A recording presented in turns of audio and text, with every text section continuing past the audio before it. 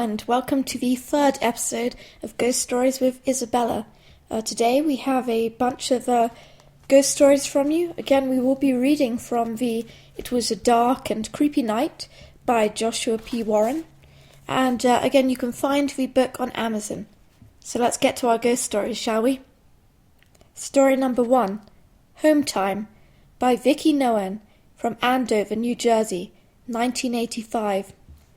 I lived in New Jersey, and we had raised the drinking age 21 at the time. This meant I had to travel to a bar on the New York State border on Saturdays to dance and watch the bands play. I had a long and boring hour-and-a-half drive through northern New Jersey to get to my mother's house. I left the bar exactly 1:30 a.m., sober. I was afraid that if I drank I would fall asleep behind the wheel. That particular night, I was tired, even though I'd gotten plenty of sleep the night before. I was 4 miles from my mother's house, when suddenly I felt an extraordinary sense of being sleepy. I was afraid that if I pulled over in the 0-degree temperature, that I would freeze to death. I kept telling myself that I just had to stay awake just a little while longer. The week before, my friend had fallen asleep behind the wheel of his truck, leaving that very same bar, and he had totaled his truck, but luckily he wasn't hurt. As I made my way up the long hill, the windy road forked to the right. I could not believe how enormous the moon was. A plate held at arm's length in front of you would have been equivalent in size. I was staring and thinking, it's got to be the moon. I can see craters, but it's as if it's magnified 100 times. Seeing this beautiful sight reinvigorated me. I wanted to pull over on the shoulder and stare at it, but I kept driving. At the top of the hill, the road bent at a 90-degree angle to the left, and the topography dictated that there was a deep wooded valley directly behind me. That's when I saw a light a couple of miles behind me that appeared to be weaving down the hill. However, there was no hill behind me, nor was there a road. A bright spotlight shone in the backside of the window of my car, reflecting off of my back seat. I wondered if it was the moonlight. As I glanced into the rearview mirror, I saw the light was now much closer to me. The single light had now broken into two, so that they were travelling side by side, and I wondered if it was two motorcycles, but despite my car being brand new, and there not being a radio, why couldn't I hear their engines? I should have heard them as they approached from behind me. I had been speeding, but the lights were able to catch up to me in mere minutes. The bright lights were now immediately behind me as I suddenly exclaimed, "What the hell?" That was the last thing I remembered. I was very awake now, but I couldn't recall driving those last 2 miles to my mother's house. I found myself parked oddly at the bottom of her driveway, not at all where I usually parked. It should have been around 3 a.m., and yet the sky looked slightly pink, as if the sun were rising. It was January, so it had to be closer to 7 a.m.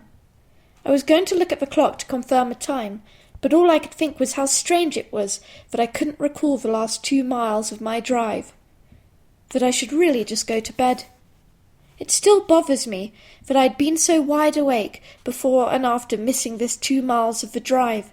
To this day, I'm disappointed in myself for not verifying the time, as I have an obsession of being aware of those sort of things. Prior to this incident, I loved looking at the moon, but since finding myself looking at it with suspicion, I can't forget that I've experienced real lost time, and that I'm too afraid to undergo hypnosis to find out what really might have happened. A decade later, I watched a TV show in which someone experienced something similar 2 decades after that. I worked with someone who was a UFO enthusiast, and co-workers of mine made fun of him. I told him the story, and the boss overheard and admitted that he too had experienced something similar, but this time his story took place in Alaska. It feels amazing, though, to know I'm not alone. That's an interesting story. I think, while, this does focus on, obviously, ghost stories, I do occasionally enjoy a good sort of UFO story, especially in America. They seem to have some quite good ones here. This story is called Morning Coffee. It's told by Rennie Carrero, who's retired from Tampa, Florida. The story takes place in 2006. I was preparing my fiancé's coffee and had left the spoon in the cup. As Carol emerged from her sleepy state and walked towards me out of the bedroom, we heard a tinkling, metallic sound. It was the same sound that's created by dropping a spoon in a cup from a few inches above. We glanced at each other, with question marks flashing above our heads. I asked, "Did you hear that?"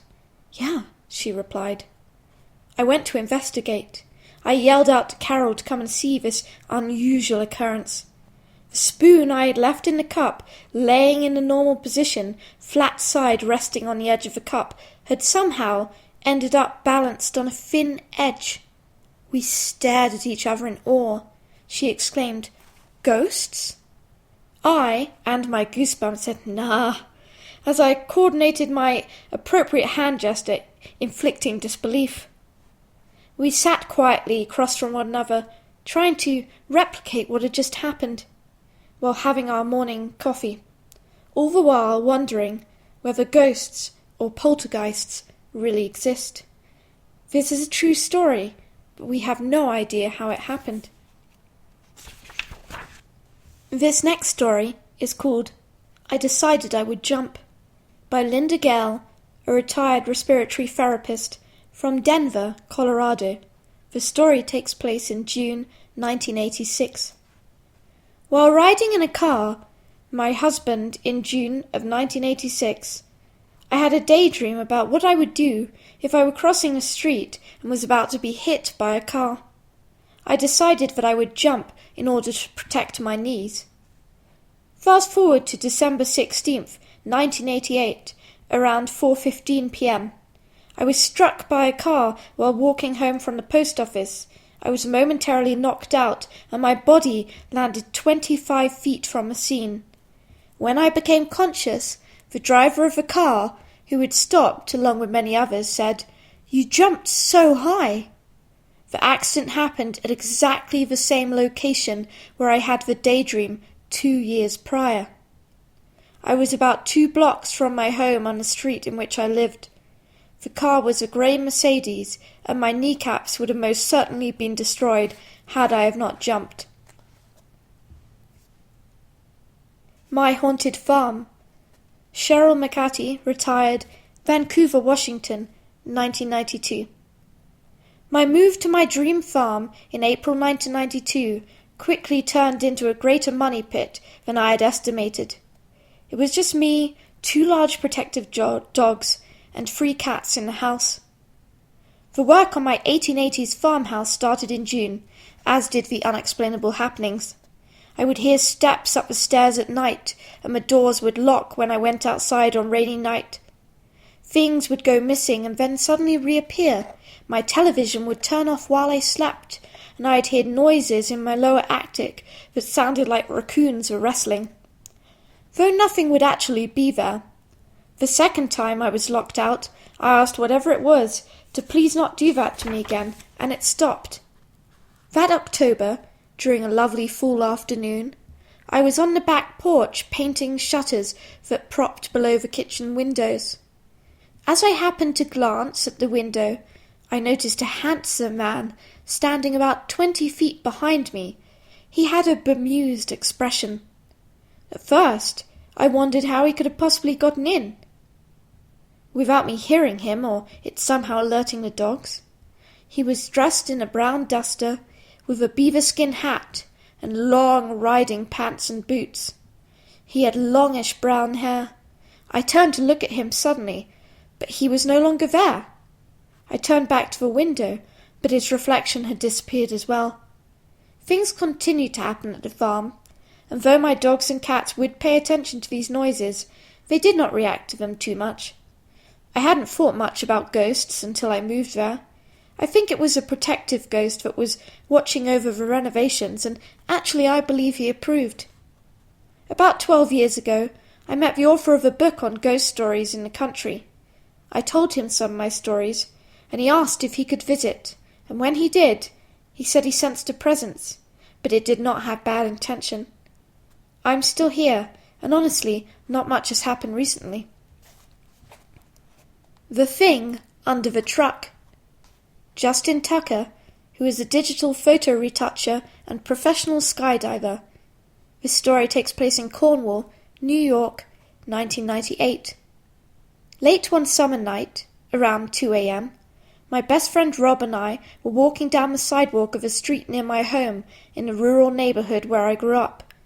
We never walked anywhere, we skateboarded, but we had recently repaved this particular street, and it was in a tar and gravel fashion which made our preferred method of travel all but impossible. The sidewalk was no better of an option as it was cracked, crumbling, overgrown, and in a state of upheaval due to the roots of the large oak trees in the lined street.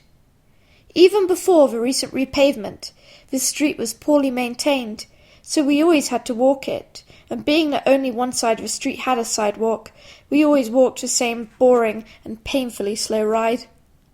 On the opposite side of the street, there was a small house with a large pickup truck in the driveway. Out of the corner of my eye, I saw something run under the truck that caused both me and Rob to freeze. Whatever it was, it set off a motion detector and it caused the outdoor light above the garage to turn on. It wasn't the movement that startled us to a dead stop. Rather, it was the way this creature had moved. It was bipedal, and it appeared to be hairless, a sort of yellowish flesh colour.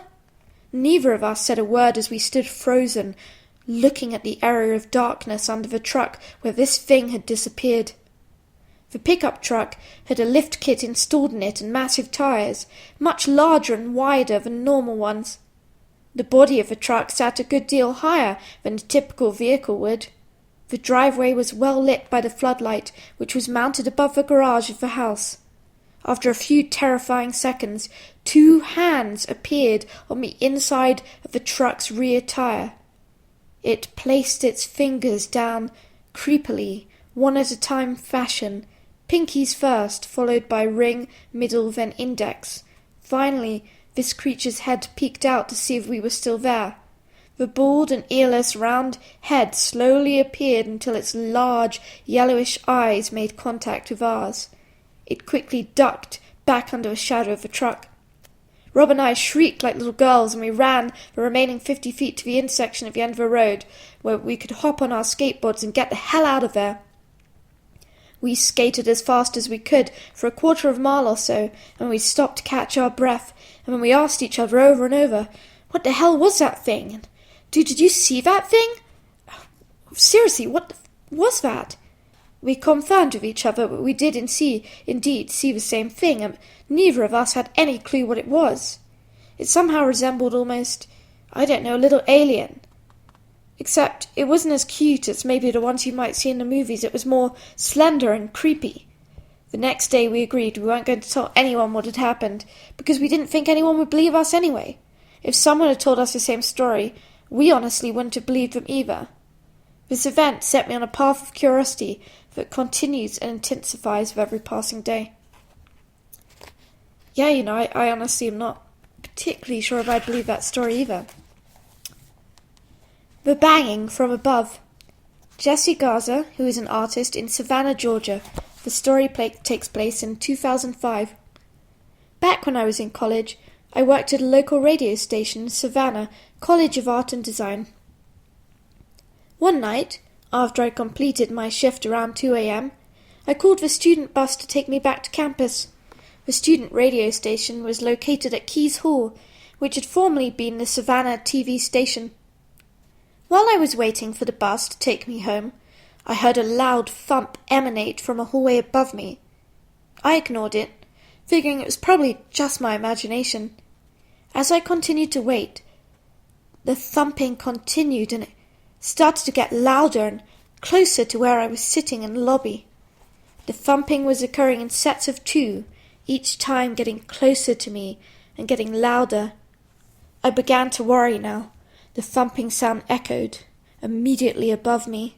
At that point I gathered my belongings and I exited the building. The student bus came and picked me up, and I reported what I had heard. Campus security actually came. They investigated the building and confirmed that I had actually been there alone.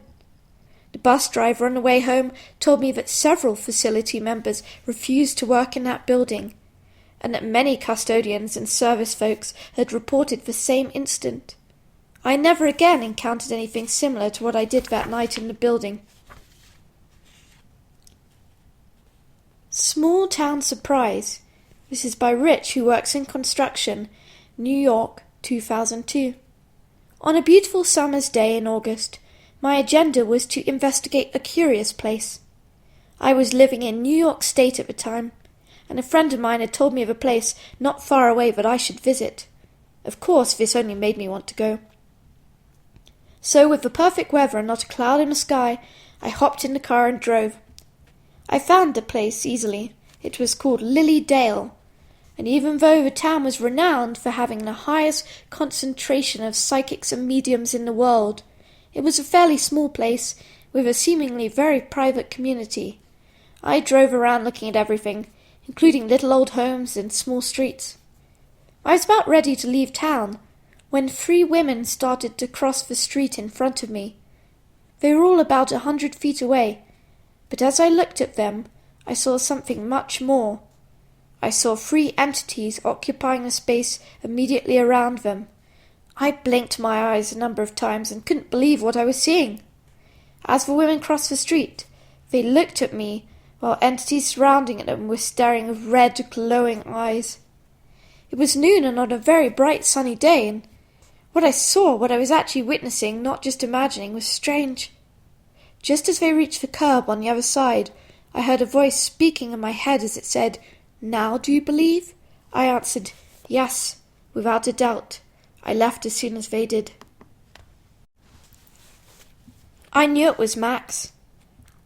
This story is by Barney Sissel, who works in Homeland Security, 45th General Army Hospital, Frankfurt, Germany, 1990. Let me begin by stating that I've always been sensitive to spiritual matters. I could pass an automobile accident and intuitively know if someone had died or not. It's something I could just never explain. Eventually I simply shrugged it off as none of my experience were ever anything personal or sensational. It was 1990. I was an X-ray technician at an army hospital in Germany. Every morning I had to take a chest X-ray on a sergeant. I'll call him Max. He had been a victim of exposure to a gas grenade and had been in a coma for several weeks of intensive care.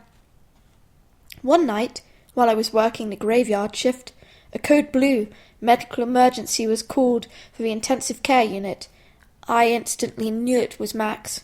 I rushed over with my portable X-ray machine to get ready to work. Drapes covered the windows, and the door was closed to his room. It filled with doctors and nurses, and I stood outside the room, waiting.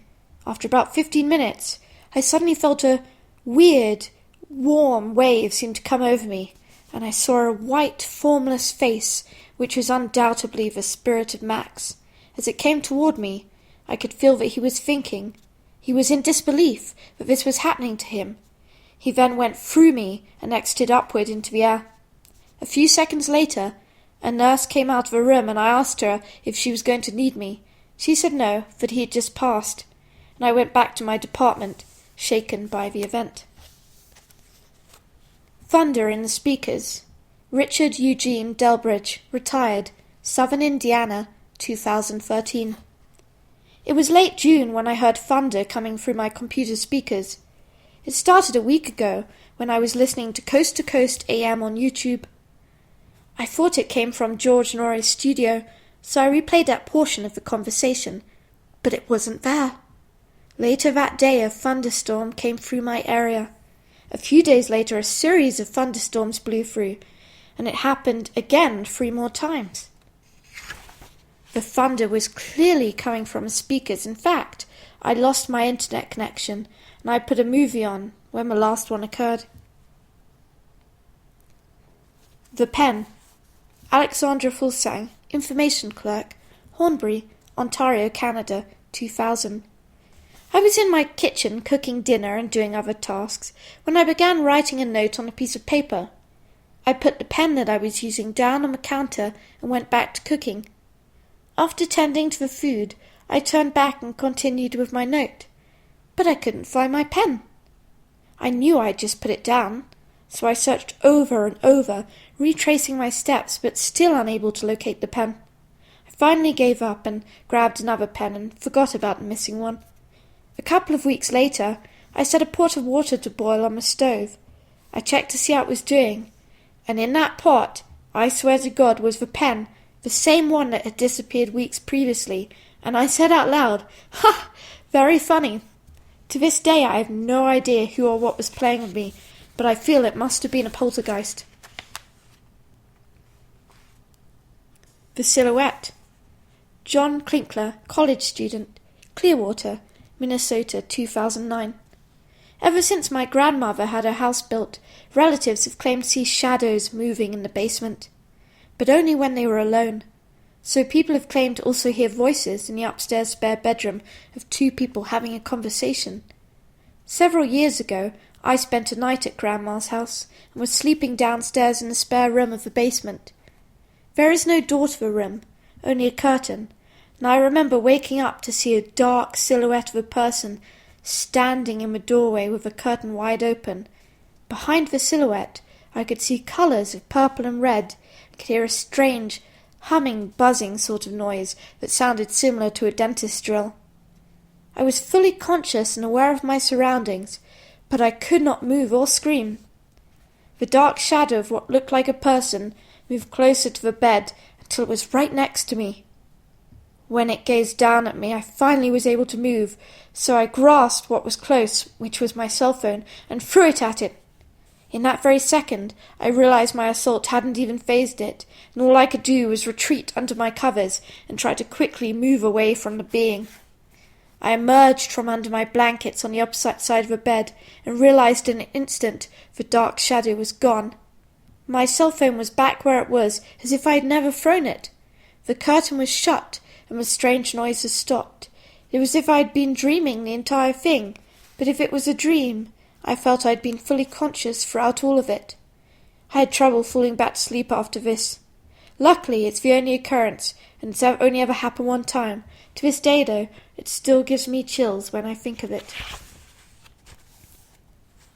The Hand. Tarjuna Arena, freelance copywriter, Eon Valley, Pennsylvania, 1995. When I was 8 years old, back in 1995, I was living with my grandparents in their rural home of Enon Valley, Pennsylvania. They had a spare room that was used as my playroom. All of my toys were in there, including my Barbie dolls and the Barbie dream house. One day I was in my playroom playing by myself, while my grandma was sitting in the living room and her grandpa was at work. Suddenly, I saw a disembodied hand appear out of thin air on top of the dream house. The hand was much larger than my then child-sized hand. It was closer to the size of an adult's hand. If the hand had a visible arm or body attached to it, it was hidden behind the dollhouse and out of my view. I was frozen with terror as I watched the fingers of the disembodied hand rapidly dance as it quickly moved back and forth from one side of the dollhouse roof to the other. Finally I stood up screaming and ran out of the room to my grandma. I never saw the disembodied hand again after that, but I will never forget it. I often wonder if it was a ghost haunting the dollhouse that day, or perhaps some kind of trickster entity that visited me. I guess I will never know. Scared you, didn't I? Stone Wallace, a writer, novelist, rural community, northern Manitoba, Canada, early 1970s. Some years back, I hosted a local television program called Tales of the Supernatural, and during my show on ghosts and hauntings, I was told a particularly eerie and unexplainable story that to this day sends chills down my spine. Sheila was a young woman who took a job teaching elementary classes at a rural one-school classhouse in northern Manitoba. She boarded with an elderly lady who lived in walking distance of the school.